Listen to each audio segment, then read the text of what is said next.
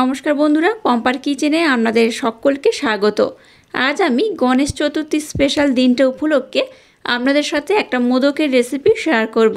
মোদক আমরা নানা রকমভাবে বানিয়ে থাকি, তবে কোনো রকম মোট বা ছাঁচ ছাড়া কিভাবে খুব সুন্দরভাবে ঘরোয়া পদ্ধতিতে মোদকটা বাড়িতে বানিয়ে নেবেন সেই পদ্ধতি আজ আমি আপনাদের সাথে শেয়ার করব। আশা করছি আপনাদের ভীষণ ভালো লাগবে। তাহলে চলুন দেরি না করে এই স্পেশাল দিনটা উপলক্ষে আজকের এই মোদকের রেসিপিটা দেখে নেওয়া যাক। আজকে গণেশ চতুর্থী স্পেশাল মোদক বানানোর জন্য প্রথমেই দেখুন গ্যাসটা জেলে দিয়ে একটা কড়া বসিয়ে দিয়েছি। কড়ার মধ্যে দিয়ে দেবো এই কাপের মাপ করে 2.5 কাপ জল।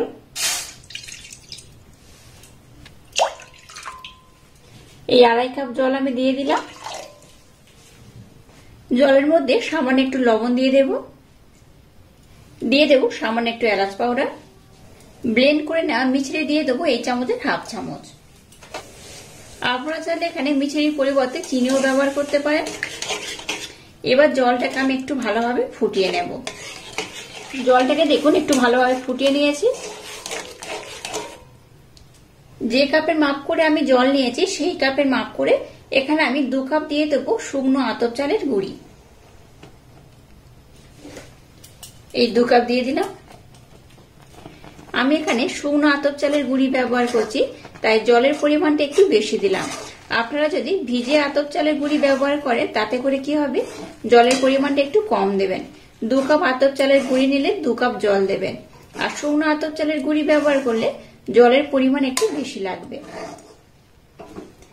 এবার এই মিশ্রণটাকে দেখুন এইভাবে সুন্দর করে নাড়াচাড়া করে আমি মেখে নেব। দেখুন ফুটন্ত জলের মধ্যে আতপ চাল দিয়ে এটাকে আমি একটু ভালোভাবে নাড়াচাড়া করে দেখুন এইভাবে মেখে নিয়েছি।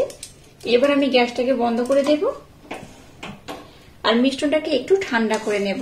খুব গরম অবস্থায় যেমন মাখা যাবে না, আবার খুব ঠান্ডা হলে হবে না, একটু হালকা ঠান্ডা হবে সেই অবস্থায় এটাকে মেখে নিতে হবে। তো এটা ততক্ষণ একটু ঠান্ডা হতে থাকুক, আমি একটা পুরের দরকার, পুরটাকে এবার বানিয়ে নেব। এবার আমি নারকেলের পুরটা বানিয়ে নেব। তার জন্য দেখুন এখানে 1 বাটি আমি নারকেল কুড়ানো নিয়ে নিয়েছি, সেটাকে দিয়ে দিলাম। গ্যাসের ফ্লেমটাকে লো রেখে প্রথমে এই নারকেল কুড়ানোটাকে একটু নাড়াচাড়া করে ভেজে নেব। এখানে আমি একটা ছোট সাইজের নারকেল এইভাবে নিয়েছিলাম। তো একটা ছোট সাইজের নারকেলের জন্য এখানে আমি 100 গ্রাম আখের গুড় ব্যবহার করব। আপনারা চাইলে একটু কম বেশি করে ব্যবহার করতে পারেন। গ্যাসের ফ্লেমটাকে একদম লো রেখে এবার এটাকে একটু ভালোভাবে নাড়াচাড়া করে নেব।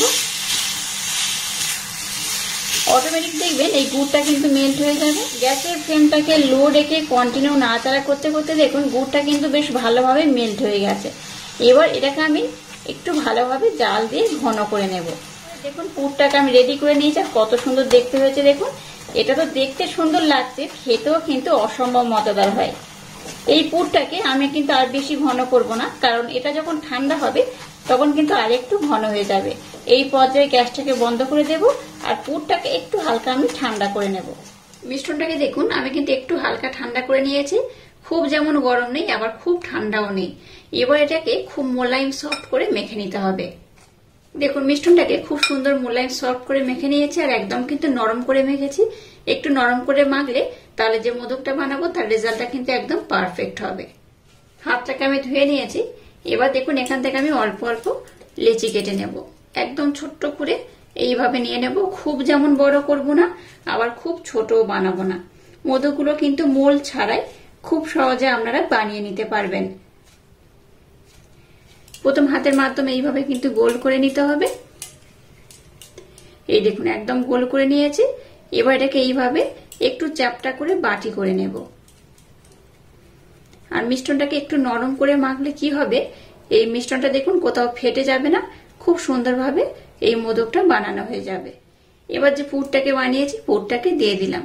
খুব বেশি পুর যেমন দেব না, আবার খুব কমও দেব না, এইভাবে অল্প করে দিয়ে দিয়েছি। এবার এটাকে এইভাবে আমি মুখটাকে মুড়ে নেব।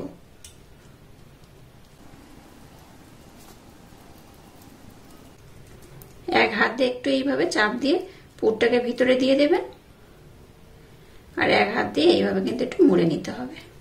পুরটাকে আমি খুব সুন্দর করে দিয়ে দিয়েছি। এবার দেখুন হাতের মাধ্যমে এইভাবে একটু আমি এই পোর্শনটা গোল থাকবে আর উপরের পোর্শনটাকে এইভাবে একটু সরু করে নেব।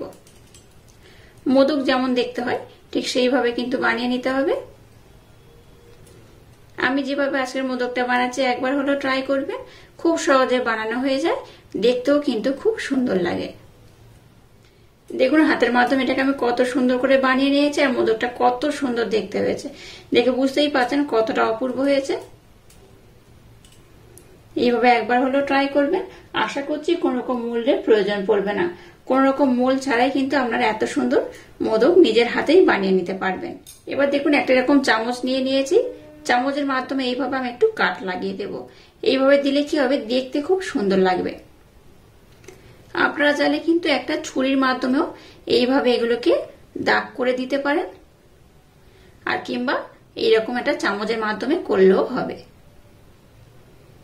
একটু হালকা প্রেসার দিয়ে চেপে দেবেন, তাতে করে কিন্তু দাগটা খুব সুন্দর বোঝা যাবে, দেখতে তো ভালো লাগবে, খেতেও কিন্তু বেশ ভালো লাগবে।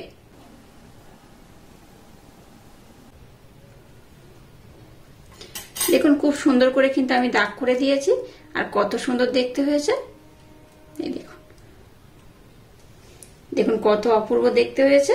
আর এইভাবে কিন্তু সমস্ত মোদকগুলোকে আমি বানিয়ে নেব। তো আর একটা বানিয়ে আমি আপনাদের দেখিয়ে দেব। আবারও এখান থেকে অল্প একটু মিশ্রণ আমি নিয়ে নেব। আপনারা চাইলে কিন্তু মোদকগুলো একটু ছোট্ট বড় করে বানাতে পারেন।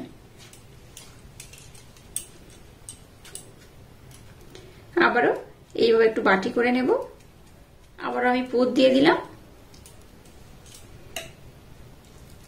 পুরটা দিয়ে এটাকে আমি আবারও মুড়ে নেব। এটাকেও দেখুন খুব সুন্দর করে আমি বানিয়ে নিয়েছি, দেখে বুঝতেই পারছেন কত সুন্দর দেখতে হয়েছে। আবারও চামচ নিয়ে নিয়েছি। বড় করলেও কিন্তু একই রকম দেখতে হবে, ছোট বানালেও একই রকম দেখতে হবে। এইভাবে চামচটা দিয়ে আবার আমি এইভাবে দাগ দিয়ে দেব বা কাট লাগিয়ে দেব। দেখুন এটার মধ্যেও কিন্তু আমি খুব সুন্দর করে কাট লাগিয়ে দিয়েছি, এটাও কিন্তু খুব সুন্দর দেখতে হয়েছে। দেখুন একটাকে আমি ছোট বানিয়েছি, একটাকে বড় বানিয়েছি। আপনাদের মনের মতো করে কিন্তু বানাতে পারেন, ছোট কিংবা বড় সবগুলো কিন্তু খুব সুন্দর দেখতে হয়। তো এইভাবে আমি সবগুলো মোদক প্রথমে বানিয়ে নেব। দেখুন সমস্ত মোদকগুলোকে আমি বানিয়ে নিয়েছি, আর কত সুন্দর দেখতে হয়েছে। দেখুন প্রত্যেকটা কিন্তু খুব সুন্দরভাবে রেডি করে নিয়েছি।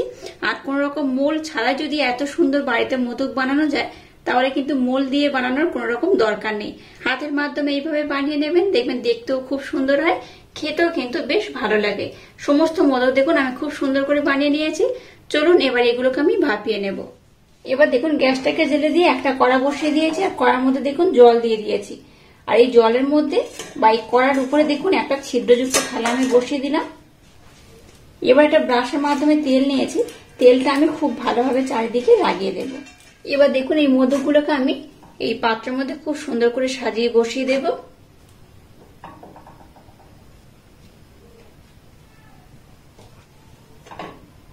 সবগুলোকে দেখুন আমি খুব সুন্দর করে দিয়ে দিয়েছি। এবার গ্যাসের ফ্লেমটাকে প্রথমে 5 মিনিটের জন্য একটু হাই দেব, তারপর লো করে ঢাকা দিয়ে এটাকে আমি খুব সুন্দর করে ভাপিয়ে নেব। এটা ভাপানোর পর আমি আপনাদের দেখাবো এই মোদকগুলো কত সুন্দর হয়েছে। তার আগে আমি আর একটা কাজ কমপ্লিট করব। এই একটা করে আমি কেশর নিয়েছি, কেশরগুলোকে এইভাবে একটা করে আমি উপর থেকে দিয়ে দেব।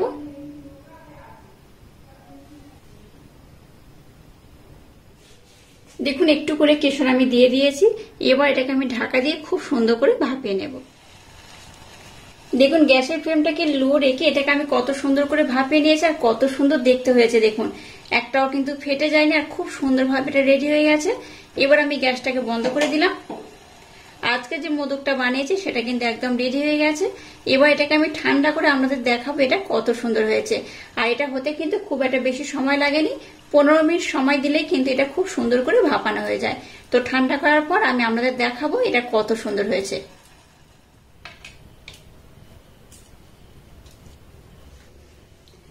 দেখুন মোদকগুলোকে আমি খুব সুন্দর করে বানিয়ে নিয়েছি, আর কত সুন্দর দেখতে হয়েছে। দেখুন এটা দেখতে যেমন সুন্দর হয়েছে, এটা কিন্তু খেতে তেমনই অপূর্ব অসাধারণ। এই গণেশ চতুর্থী উপলক্ষে একবার হলো এইভাবে মোদকটা বানিয়ে দেখবেন। আপনারা কিন্তু নানা ধরনের মোদক বানাতে পারেন, তবে আমার মতো এই মোদকটা একবার বানিয়ে দেখবেন। কোন রকম মোল ছাড়া হাতের মাধ্যমে কত সুন্দর বানিয়েছি দেখে বুঝতেই পারছেন। আপনারা কিন্তু মোদকের উপর যে কোনো একটা ডিজাইন করে নিতে পারেন, তাতে কোনো রকম সমস্যা নেই। মোদকটা দেখতে কত সুন্দর হয়েছে দেখুন। আশা করছি এইভাবে মোদকটা বানালে বাচ্চা থেকে বড় সবাই ভীষণ পছন্দ করবে আর খুব মজা করে খাবে।